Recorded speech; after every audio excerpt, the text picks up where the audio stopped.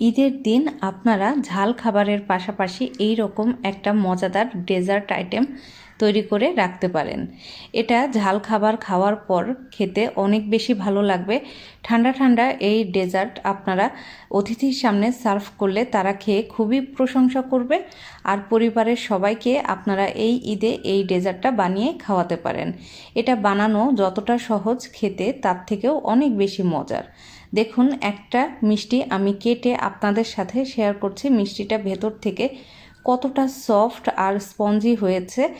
আর এটা একবার যদি আপনারা তৈরি করে খান, আমি গ্যারান্টি দিয়ে বলতে পারি বারবার কিন্তু এই রেসিপিটা আপনারা অবশ্যই তৈরি করে খাবেন।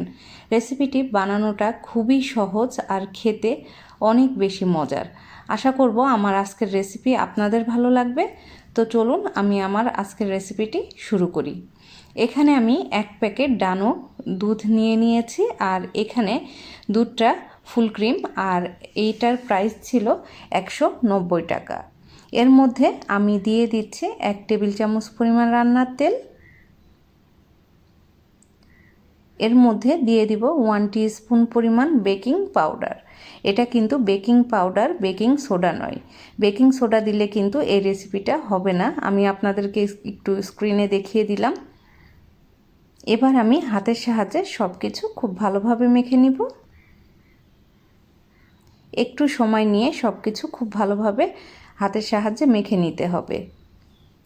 তো আমি সব কিছু খুব ভালোভাবে মেখে নিয়েছি। এবার আমি এর মধ্যে দিয়ে দিব 2টা ডিম। আপনারা এর মধ্যে পানি অথবা লিকুইড দুধ কোনোটাই ইউজ করবেন না, শুধুমাত্র 2টা ডিম দিয়েই এই রেসিপিটা হয়ে যাবে। তো আপনাদের যদি দুধের পরিমাণ একটু কম থাকে তাহলে কিন্তু আপনারা একটা ডিম দিয়েও এই রেসিপিটা তৈরি করে নিতে পারবেন। আমি যেহেতু একটু বেশি করেই গুঁড়া দুধ নিয়েছি, তো এই মিষ্টিটা যখন আপনারা বানাবেন তখন একটু বেশি করেই বানাবেন, কারণ এটা খেতে অনেক বেশি মজার হয়। ঝাল খাবারের পাশাপাশি কিন্তু আপনারা যে কোনো অকেশনে এই ধরনের ডেজার্ট আইটেমগুলো রাখতে পারেন। তো দেখুন, আমি খুব ভালোভাবে মেখে নিয়েছি ডোটা। এবার আমি 5 মিনিটের জন্য রেস্টে রেখে দিব ডোটা।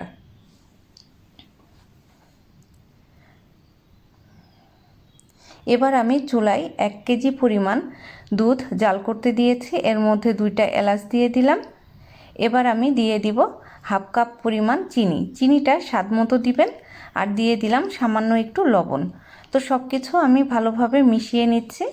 আর এই দুধটা জাল হতে থাক, এতে করে এটা অনেক বেশি ঘন হবে আর রেসিপিটা খেতে ভালো হবে। তো এবার আমি মিষ্টিগুলো বানিয়ে নিচ্ছি। দুধটা জাল হতে থাক। হাতে সামান্য একটু তেল লাগিয়ে নিতে হবে। এবার আমি ছোট ছোট বলের মতো করে মিষ্টিগুলো তৈরি করে নেব। আপনারা স্ক্রিনে দেখেই বুঝতে পারছেন আমি মিষ্টিগুলো কিভাবে তৈরি করে নিচ্ছি। এটা তৈরি করা কিন্তু খুবই সহজ।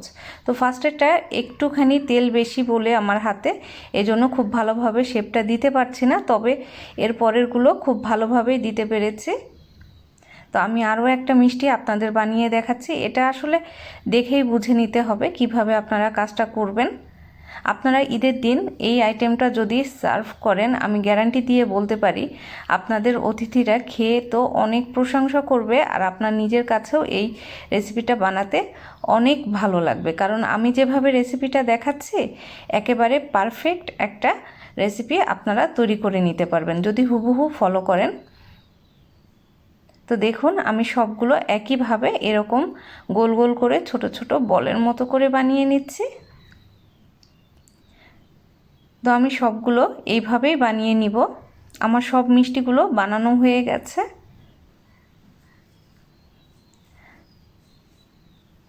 লাস্টের মিষ্টিটা একটু ছোট হয়েছে কারণ ডো একটু কম ছিল, তো কোনো সমস্যা নেই। আমি এটাও খুব ভালোভাবে বানিয়ে নিয়েছি, আপনারা দেখেই বুঝতে পারছেন। আর এদিকে আমার দুধটাও জাল হয়ে বেশ ঘন হয়ে এসেছে। এবার আমি দুধের মধ্যে একে একে মিষ্টিগুলো দিয়ে দিব। আর এই মিষ্টিটা বানানোর সময় অবশ্যই আপনারা খেয়াল রাখবেন কোনোভাবে যেন দুধটা ঠান্ডা না হয়। গরম দুধের মধ্যেই কিন্তু এই মিষ্টিগুলো দিয়ে দিতে হবে। আর মিষ্টিটা দিয়ে কিন্তু অতিরিক্ত নাড়াচাড়া করারও দরকার নেই, আবার আপনার অতিরিক্ত টাইম রান্না করে নেওয়ারও দরকার নেই।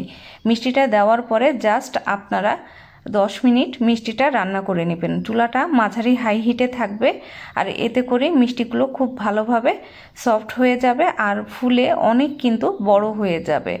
তো দেখুন আমার দুধটা কিন্তু বলক চলে এসেছে। খুব ভালোভাবে আমি চুলাটা হাই হিটে রেখেই আমি 10 মিনিট মিষ্টিগুলো রান্না করে নিব।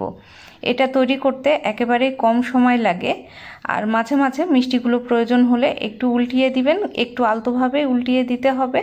এগুলো কিন্তু অতিরিক্ত নাড়াচাড়া করা যাবে না।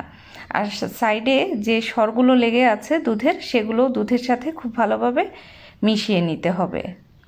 আমার আজকের রেসিপি যদি আপনাদের ভালো লাগে অবশ্যই আপনাদের মূল্যবান মতামত কমেন্টস বক্সে জানাবেন, আর কে কোথা থেকে রেসিপিটা দেখছেন সেটাও জানাবেন। তাহলে আমি পরবর্তী রেসিপিতে আপনাদের নামগুলো নিতে পারবো। তো দেখুন আমি খুব ভালোভাবে মিষ্টিগুলো উল্টিয়ে দিচ্ছি, আর মিষ্টিগুলো হতে কিন্তু কোনো টাইম লাগবে না, জাস্ট 10 মিনিটেই মিষ্টিগুলো হয়ে যাবে। তো দুধটা দেখুন ধীরে ধীরে কিন্তু ঘন হয়ে আসছে, আর আমি এর থেকেও একটু বেশি ঘন করে নিব। মিষ্টিগুলো দেখেই বোঝা যাচ্ছে কতটা ফুলেছে আর কত বড় বড় হয়েছে। আমি যতটুকু বানিয়েছি তার থেকে 3 গুণ বড় হয়ে গেছে। তো দেখুন আমার মিষ্টিটা ভালোভাবে হয়ে গেছে, এর থেকে আর কিন্তু আমি ঘন করব না। এবার আমি দিয়ে দিচ্ছি কিছুটা কিশমিশ। এটা আপনারা চাইলে দিতে পারেন, আবার চাইলে নাও দিতে পারেন। সব কিছু দিয়ে আমি প্যানের হাতলটা ধরে একটু নেড়ে দিচ্ছি। এবার আমি চুলাটা বন্ধ করে নিব। আমাদের মিষ্টিটা কিন্তু পুরোপুরি হয়ে গেছে। চুলাটা আমি বন্ধ করে নিচ্ছি, ঢাকনা দিয়ে রেস্টে রেখে দিব 10 মিনিটের মতো। 10 মিনিট হয়ে গেছে। এবার আমি সার্ভ করে আপনাদের সাথে শেয়ার করছি।